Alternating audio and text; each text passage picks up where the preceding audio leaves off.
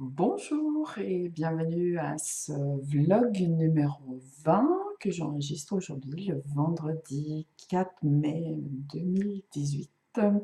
Et je suis ravie si vous m'avez trouvé, que ce soit pour la première fois ou si vous revenez parce que ça fait vraiment très très longtemps que j'ai pas enregistré.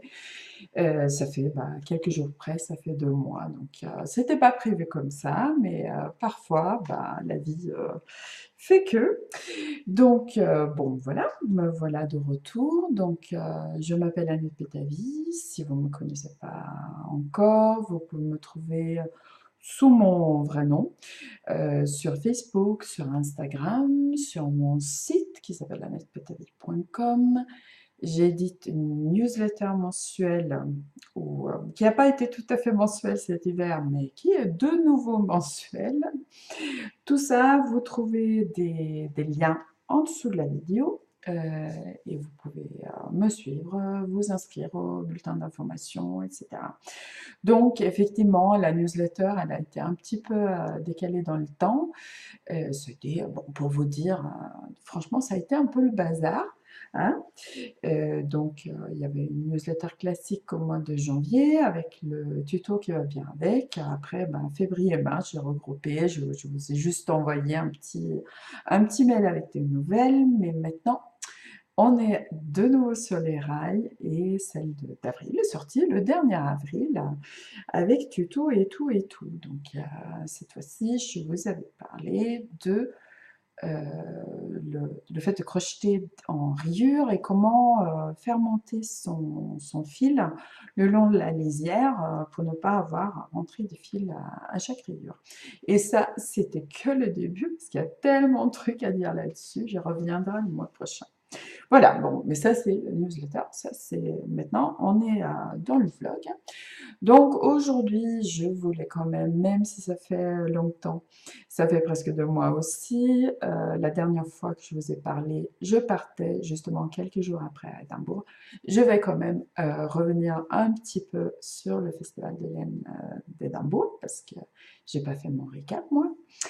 Je voulais aussi vous parler d'un petit projet en cours où je me suis accrochée à quelque chose qui s'appelle The 100 Day Project.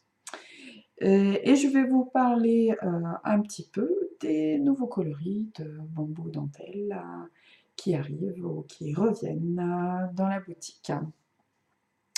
Voilà, comme d'habitude, j'ai l'ambition que ce soit pas très long, et puis comme d'habitude, on verra bien. Hein, mais bon, c'est vrai que c'est la première fois que vous me regardez, c'est pas moi qui vais vous faire un podcast d'1 heure et demie, d'où l'idée d'appeler ça des vlogs en fait. Même si j'ai quelques petites notes quand même, pour pas oublier ce que je veux dire, mais c'est un peu enregistré comme ça, pas édité après, juste mis en ligne, parce que sinon c'est trop compliqué et je le ferai jamais. Et ben voilà, donc au mi-mars, je suis partie au festival d'Édimbourg qui s'appelle EYF, The Edinburgh Yarn Festival. Donc, bon, c'est bien sûr, c'est un peu l'aventure. Je sais très bien que tout le monde ne peut pas aller à Édimbourg. En même temps que je dirais que moi, ça me paraissait pendant pas mal de temps, ça me paraissait un peu inaccessible. Et puis finalement, on est parti à 4. On a partagé un appart qu'on a trouvé par Airbnb, donc ça fait des frais assez réduits. On a retenu nos billets d'avion plusieurs mois à l'avance. Donc finalement, au niveau budget, c'était tout à fait faisable en fait, en dispatchant les dépenses sur plusieurs mois et en partageant donc les frais de logement. Donc je sais très bien que tout le monde ne peut pas le faire, mais il n'y a pas besoin d'être riche pour aller à Édimbourg en fait. Sauf que il faut quand même prévoir un petit budget sur place parce que les tentations sont nombreuses.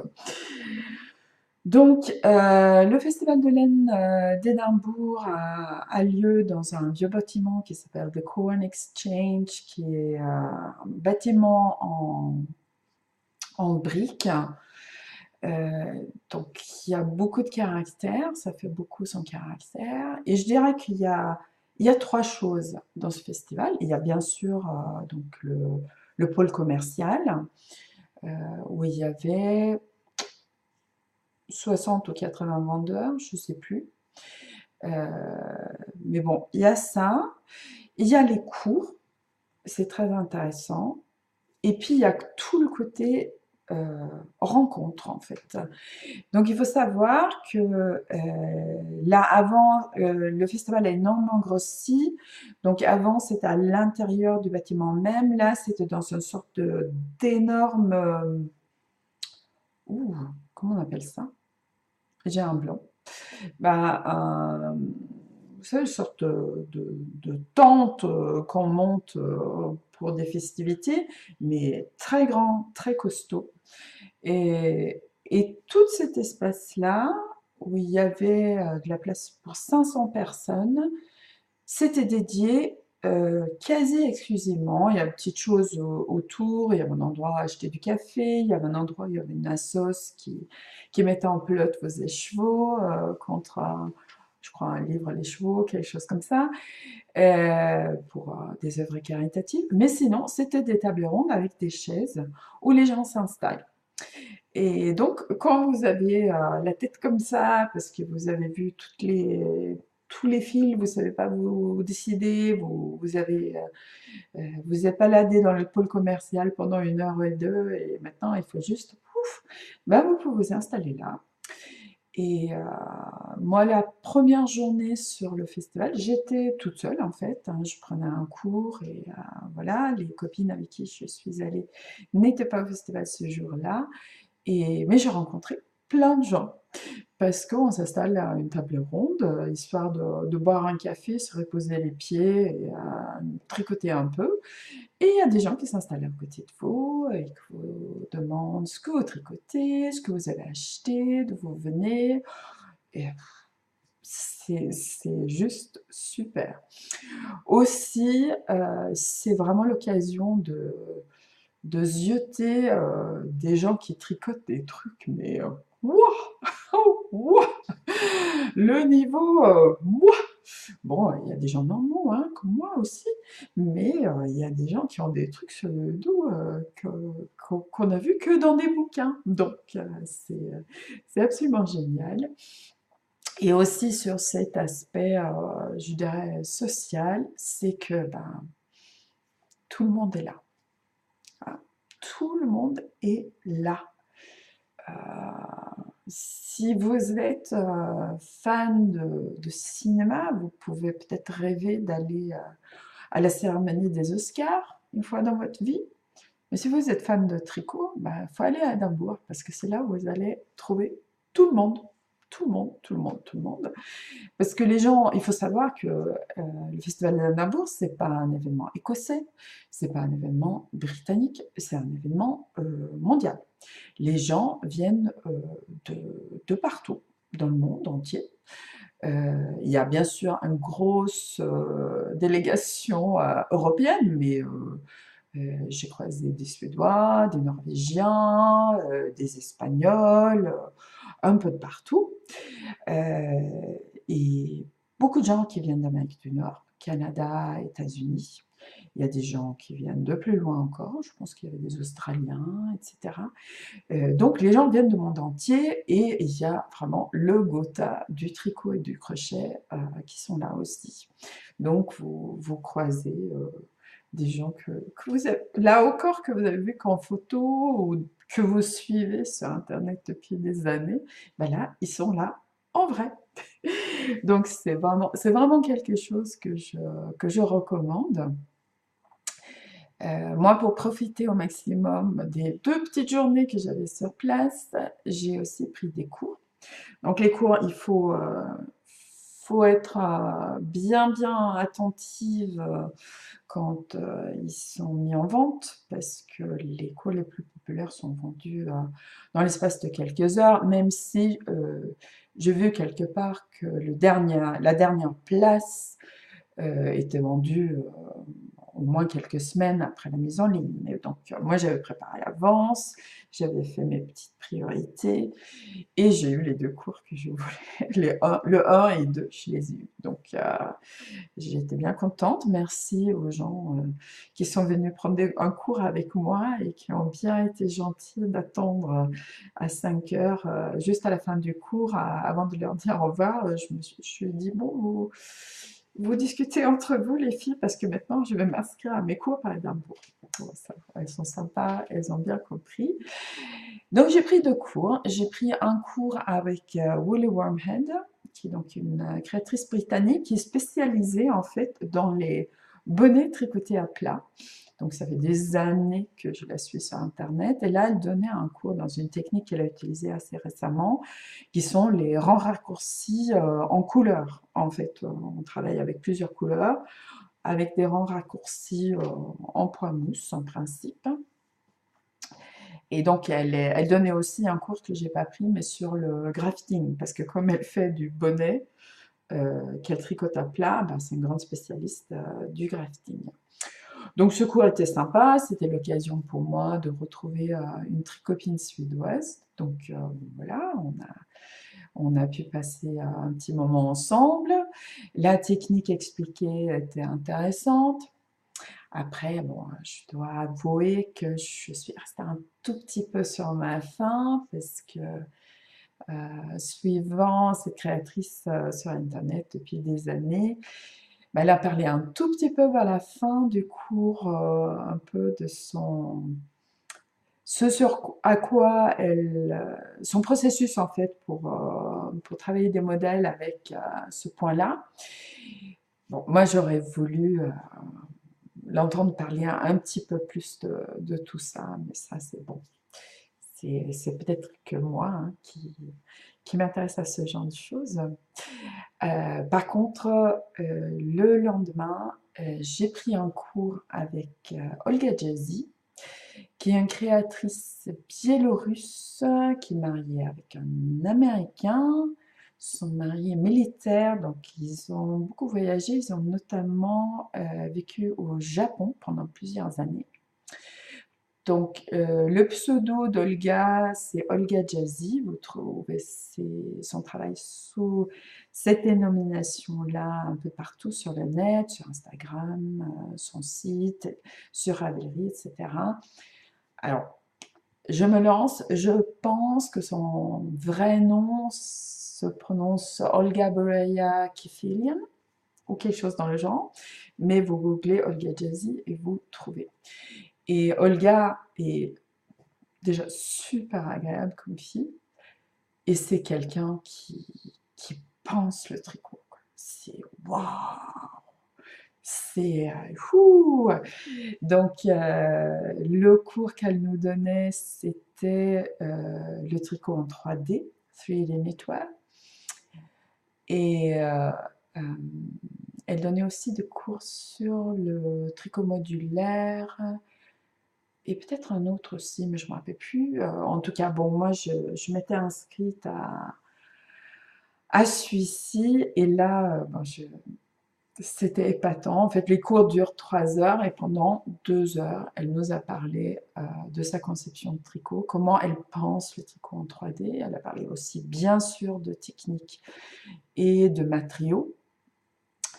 Et ben voilà, j'étais hypnotisée, et on était, je pense qu'on était une petite vingtaine de personnes dans le groupe, et on était tous, waouh! C'était super, super intéressant. Donc, bon, bon, il faut comprendre l'anglais, parce que tous les cours sont en anglais, mais si un jour vous avez l'occasion de prendre un cours avec Olga, ben, vous sautez sur l'occasion, vous n'hésitez pas une seconde. Donc, bon, on a tricoté. Après, on n'a pas eu énormément de temps pour tricoter. Je commençais un petit échantillon, j'ai bien aimé. Puis, on a vu tous ces... Elle avait apporté, bien sûr, ses protos dans différents points. Trop, trop intéressant. J'étais complètement fascinée, passionnée par ça.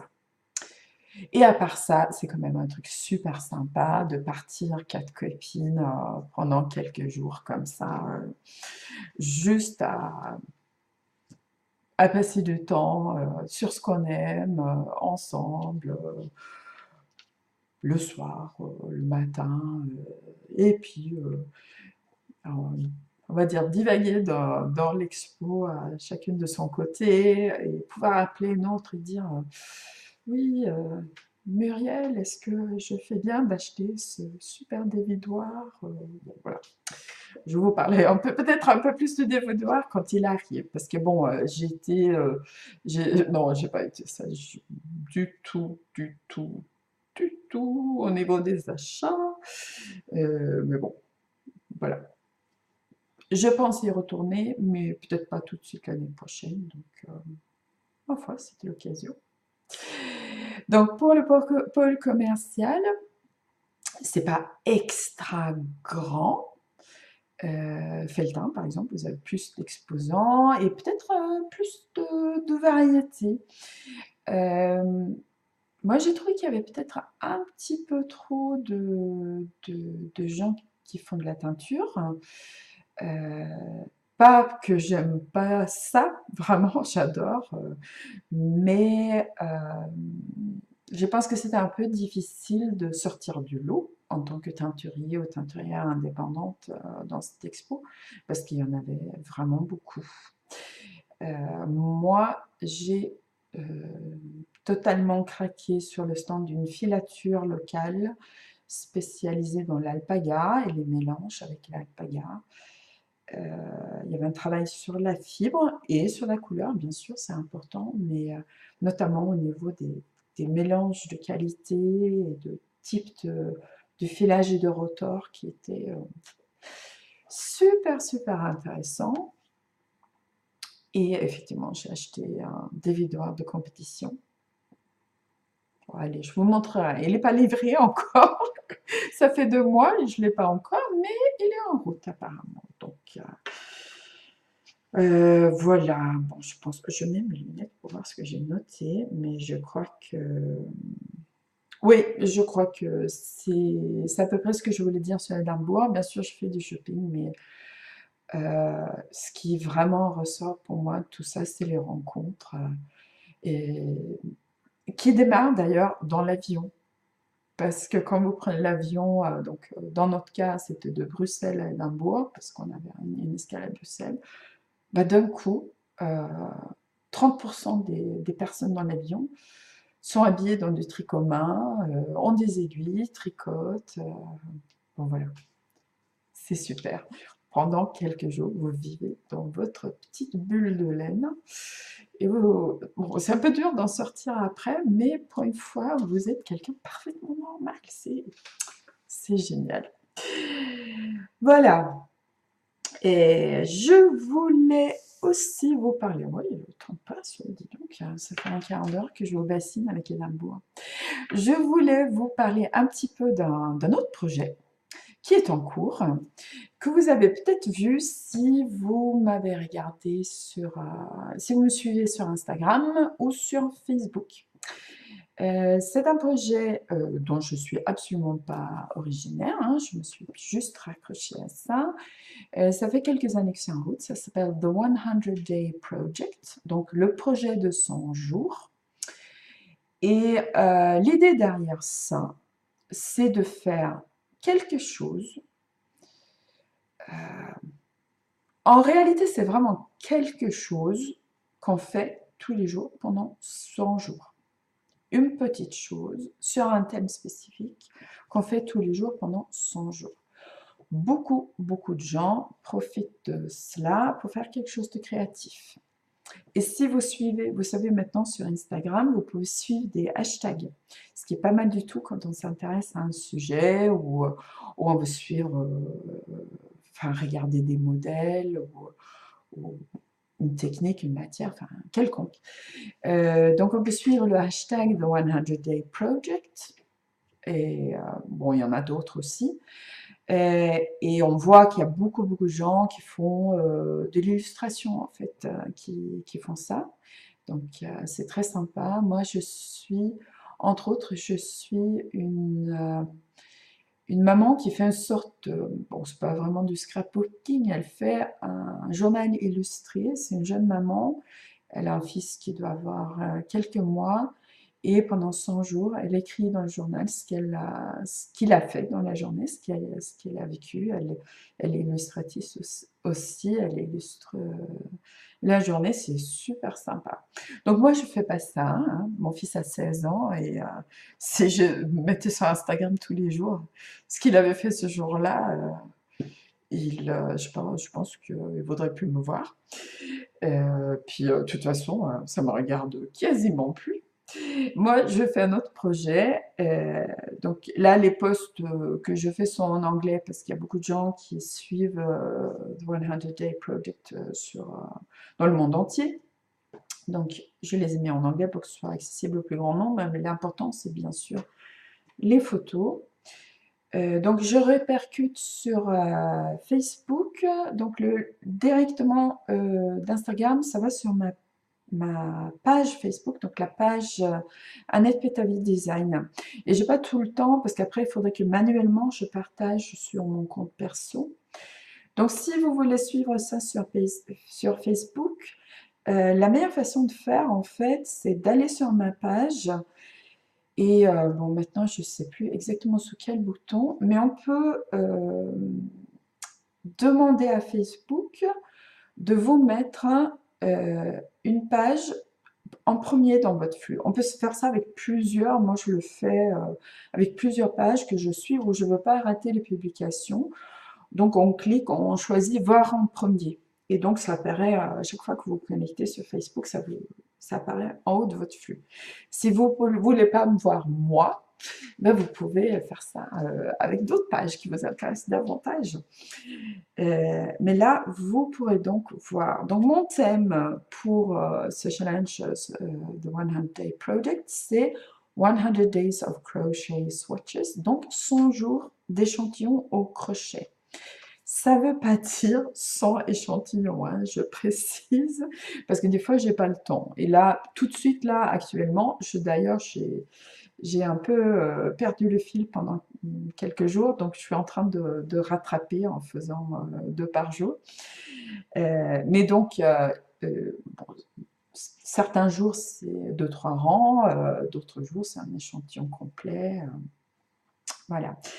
Et donc, bon, je n'invente pas la roue. J'ai commencé avec l'aide d'un livre que j'ai oublié d'apporter ici pour vous montrer. Il s'appelle 99 Crochet Post Stitches, donc 99 points de crochet relief par une auteure américaine qui s'appelle Darla Sims, qui publie beaucoup chez Leisure Arts, qui est on va dire, une maison d'édition historique pour le DIY, notamment pour le crochet aux États-Unis. Et donc, c'est quelqu'un qui a énormément publié. Et entre autres, donc, elle a fait ce livre avec des points, avec des mailles reliefs. Et moi, j'avais fait une série dans ma newsletter l'année dernière sur les mailles reliefs. Et je sens vraiment que j'ai pas du tout fini avec ça. Donc, je travaille là-dessus. Donc, souvent, ce que je fais, c'est que je pars d'un échantillon, d'un point qui est dans le livre. Comme par exemple celui-ci. Est-ce que on peut, s'il te plaît, webcam, tu peux, on voit à peu près. Donc là, c'est un échantillon du point dans le livre. Donc comme souvent avec, bon, c'est un peu difficile à montrer à la fois en vidéo et en photo, mais comme souvent avec des points des reliefs, c'est assez épais. C'est assez épais, mais je trouve intéressant cette histoire de coquilles et de colonnes de mailles en relief. Ce que vous voyez aussi, c'est qu'il y a quand même une assez grosse différence de hauteur entre les coquilles et les colonnes en mailles relief, ce qui rend le point un petit peu plus difficile à utiliser. Donc, j'ai fait ce que je fais souvent quand je travaille en point, c'est-à-dire je pars du point et après j'apporte quelques modifications, en fait, je retravaille dessus. Donc ici, de mémoire, ce que j'ai fait, attendez que je le regarde de près avec des lunettes, parce que, oui, là, ce que j'ai fait tout simplement, c'est de travailler en fait en maille relief un rang sur deux. Hop, allez, un petit focus dessus. Donc un rang sur deux, du coup, le résultat est moins épais. Les colonnes de maille relief sont moins comprimées, donc on perd un tout petit peu en texture. Vous voyez que ça, c'est beaucoup plus texturé. Ça, c'est beaucoup plus texturé que ça, mais je pense qu'on gagne en souplesse, on gagne en, comment dire, en droiture. C'est moins, il y a moins de, la différence entre les colonnes de maille relief, les colonnes de coquille en hauteur est moins importante. Et c'est moins épais, c'est plus fluide, c'est plus facile à utiliser quelque part. Après, des fois, il y a des trucs. Là, j'ai fait les deux choses, les deux échantillons dans un même. Et en fait, là, effectivement, comme on voit pas transparence, on voit pas mal, mieux que ce qu'on voyait sur la photo, je trouve. Donc là, en fait, ça, elle appelle le point de la mouette. Je trouve qu'il est assez chouette, en fait. Donc, c'est des mailles relief en biais. Donc, le point original est là. Et ici, en haut, j'ai travaillé dessus en l'ajourant un petit peu. Et je trouve, en fait, je trouve les deux assez intéressants. C'est assez sympa. Et des fois, il y a des choses hyper subtiles, surtout en photo, mais qui font beaucoup de différence. Donc là encore, j'adore celui-ci. Hein. Il faut que je fasse un truc avec. J'adore celui-ci. Donc ici, en bas, c'est le point d'origine. Et ici en haut, j'ai juste modifié un seul rang.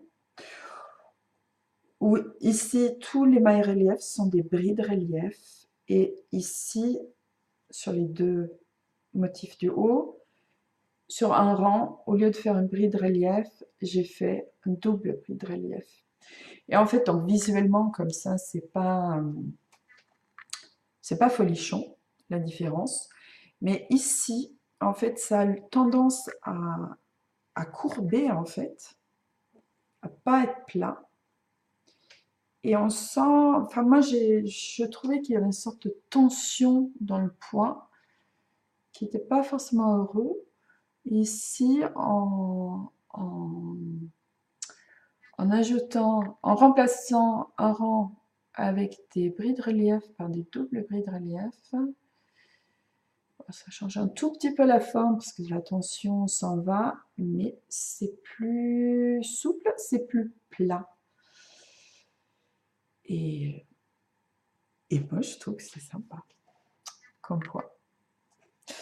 Voilà, bon, ça c'est un petit peu c'est un petit peu ce que je fais quand je travaille un point pour en faire un modèle.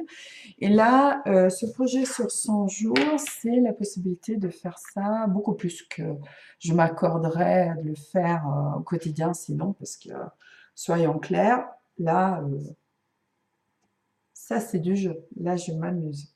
Il en sortira probablement d'autres choses aussi, mais c'est vraiment que du plaisir. Voilà, bon, on est presque à une demi-heure pour quelqu'un qui a l'ambition de faire des vidéos de 20 minutes, c'est pas mal, hein? Mais je ne vais pas vous quitter quand même sans vous parler du petit arrivage de bambou dentelle que j'ai reçu récemment.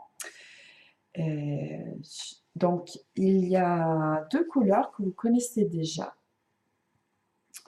qui sont un petit peu, c'est tellement brillant, voilà, ils sont un petit peu plus foncés et soutenus en vrai. Mais bon, c'est pas trop infidèle non plus, parce que ça reste des couleurs vraiment, des couleurs douces d'été qui font penser à la plage. Et ça s'appelle corail, et ça s'appelle lagon. Voilà.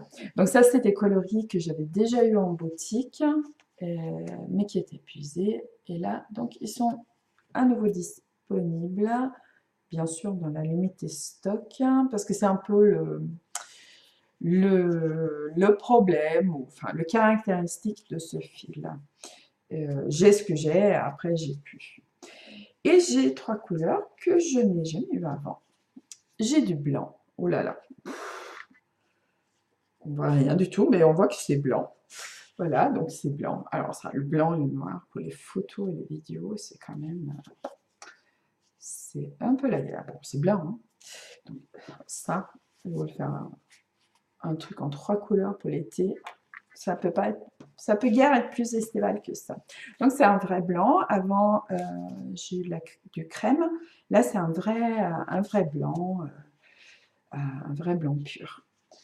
Et donc le bambou dentelle, c'est un fil 100% viscose de bambou.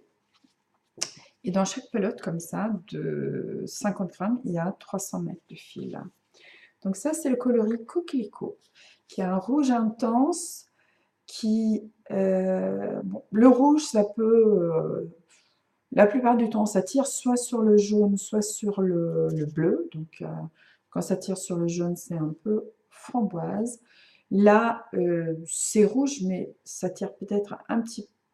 Je vous ai dit, tire sur le jaune, c'est framboise. Non, quand ça tire sur le bleu, c'est framboise. Là, ça tire un poil sur le jaune. J'appelle ça coquelicot. C'est un super joli rouge. Et en fait, la fidélité du couleur est un peu rendue plus complexe aussi par le fait que ce fil est brillant. Parce que c'est la nature de la bête. Et puis, j'ai un petit peu de ce couleur que j'appelle Toffee, qui est une couleur super originale, que je trouve à la fois, c'est très gourmand, et puis vous trouvez pas, ça a un petit côté 70s, super sympa, hein. On pourrait faire un petit haut ou un châle qui pourrait être porté par une des, ça s'appelle bien les drôles de dames en France, Charles Angels. Voilà. Donc voilà, le bambou dentelle est dispo dans la boutique, donc comme toujours dans la limite des stocks disponibles. Donc l'histoire de ce fil, c'est que c'est un fil qui est filé par la filature Fonti dans la Creuse. Mais par contre, Fonti, ils prennent 3 fils comme ça et les retournent pour faire leur fil bambou, donc qui est beaucoup plus épais. Donc ça, c'est un fil fin, on va dire entre fingering et la dentelle, mais suffisamment fin pour que je l'appelle bambou dentelle. C'est entre autres le fil qui est utilisé dans Sea and Sun, qui est un châle d'éclat du soleil. Donc c'est un châle bicolore, donc vous pouvez par exemple le faire, pourquoi pas en corail et blanc pour l'été. Bon, le corail il est un peu plus soutenu que ça quand même. Pourquoi pas les deux couleurs très plage comme ça, ou le lagon avec le blanc, ou quelconque ces couleurs avec un autre. Donc pour faire Cyan San, il vous faut deux pelotes de la couleur de fond, qui est celle de la bordure, et une pelote de la couleur de la rayure. À 5,25 € la pelote de 300 mètres, c'est quand même, c'est moins cher que d'aller à Édimbourg, je vous promets. Et puis c'est un super fil qui est hyper solide, super agréable à porter, en été comme en hiver. Bon, voilà. Moi je l'aime beaucoup et je sais que les pièces que j'ai fait en bambou, dentelle, je les porte beaucoup. Et sinon, aujourd'hui, je porte pas de bambou parce que il fait quand même frisquet, hein. On a eu super chaud pendant un moment, on a cru que c'était l'été, mais pas du tout, du tout. Donc là, je porte mon chauffe-épaule rythmique, parce que je me lève un petit peu. Voilà, vous voyez, c'est juste un petit cap. Moi, j'adore ça. C'est un truc super facile à mettre sur un chemisier. Hein. Là, c'est un t-shirt un peu échancré, donc on ne voit pas trop ce que j'ai dessous, mais sur un chemisier, sur une robe. Bah, aujourd'hui, moi, je suis en t-shirt noir, pantalon noir, et je me suis mis ça sur les épaules. Ça me réchauffe, ça me gêne pas. J'ai pas besoin de l'accrocher. Voilà, je vis ma vie. Ça me fait moins chaud qu'un cardigan, mais c'est du mérinos, c'est le tricoté dans le mérinos moyen, donc ça tient chaud quand même. Et il y a un petit rayon de soleil, donc peut-être que je pourrais l'enlever cet après-midi, mais pas sûr. Je crois que demain, il va faire meilleur. Voilà. Bah écoutez, pour quelqu'un qui fait que des vidéos très courtes, ça fait 35 minutes que je blablate. Donc je vais vous laisser, je vais tout faire pour pas prendre 2 mois avant de reparler avec vous. Je pense que ça va le faire. Là, les choses, il y a eu un peu de branle-bas de combat là, pendant l'hiver, on va dire depuis le début du mois de décembre. Maintenant, les choses commencent à se mettre en place comme je voulais qu'elles le fassent. Et je sortirai ma newsletter tous les mois et je viendrai parler avec vous plus souvent. N'hésitez pas à suivre les liens pour me suivre un peu de partout et je vous dis à bientôt. Au revoir.